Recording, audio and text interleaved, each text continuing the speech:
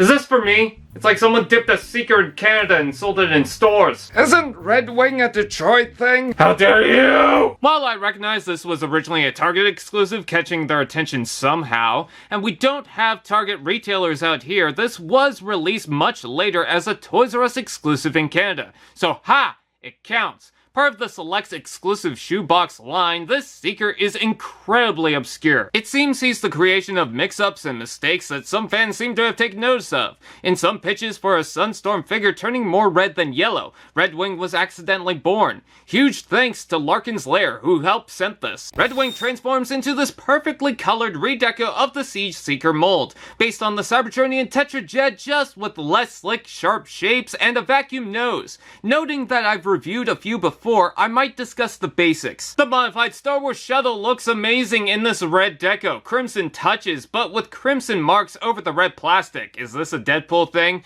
Gets even more gothic with the black, but everything makes the white additions pop nicely. The top is pretty clean with interesting panel textures, but underneath you can certainly see a man hiding inside a tote. Just under the 3 boosters, yeah, the chest is clear to view, but maybe this could be an energy core between 2 additional vents of rockets, combined with the rockets on the feet, and I hope it doesn't explode prematurely. Even with all this robot kibble under the jet, because that's a rare from now on, the jet itself is very solid. I don't recommend closing the front all the way, leaving a gap makes it easier to transform. Here's something cool, you can change the angle of the null rays by using any of the ports under the wings. Purple Decepticon logos on the side. Hold on, Bionicle Red Star. Zoom in.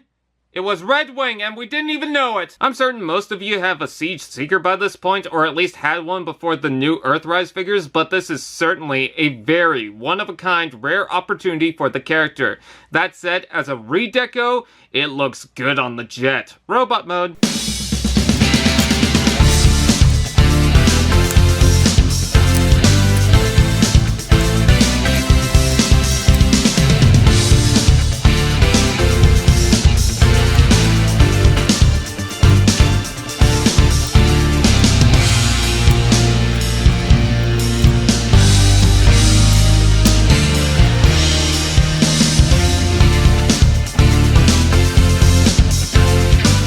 This is how you do a deco. This is how to make a repaint exciting. Some might say Hot Link is gorgeous for its dark tones and metallic purple, or maybe Thundercracker, but this is purely Canadian, so that's my argument. It's like black ice and glowing lava somehow came together to make a beautiful baby. The scratch marks are matched with the other Seekers, still using the dirty gray, but as a change up to mix the accent colors, they use both black and white paint marks against the opposite colors. I think it really works on the arms. Plus that red is just powerful and intimidating. Sure, the orange blends with it, but it's like a fiery temper burning.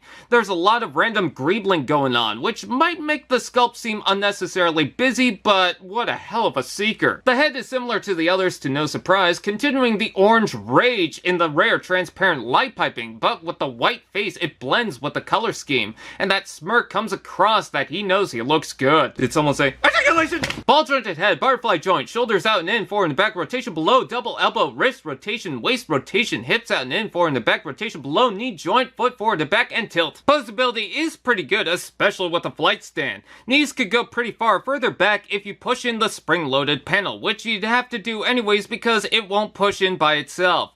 Also, the wings could adjust. Fly, you fool! Let's take a look at the accessories. The figure comes with 2 weapons in black that should be null rays, act like null rays, but look like random rifles. You can plug them on the shoulders, or like the Netflix show, ruin the whole point. Yes, I know G1 did it. That just means it was unacceptable from the beginning. They also fit blast effects. There's various blast ports and 5mm portholes in the feet that don't really work, on the side of the legs, hands, 2 on each arm, 1 on the wings, and 3 on the back. You know, while I'm not sure if it's a coincidence, I can see why people compare this to the Armada Deco.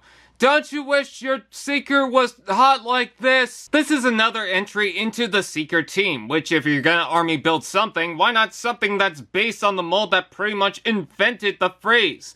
I'm certain most of you have this design already. If you're gonna get one, of course I'd imagine some of you would jump into Starscream like a requirement, but I suggest that everyone should get a Red Wing. This is an amazing deco on one of my favorite Seeker molds. Special thanks to Larkin's Lair for sending this. Don't touch it, the burner's hot!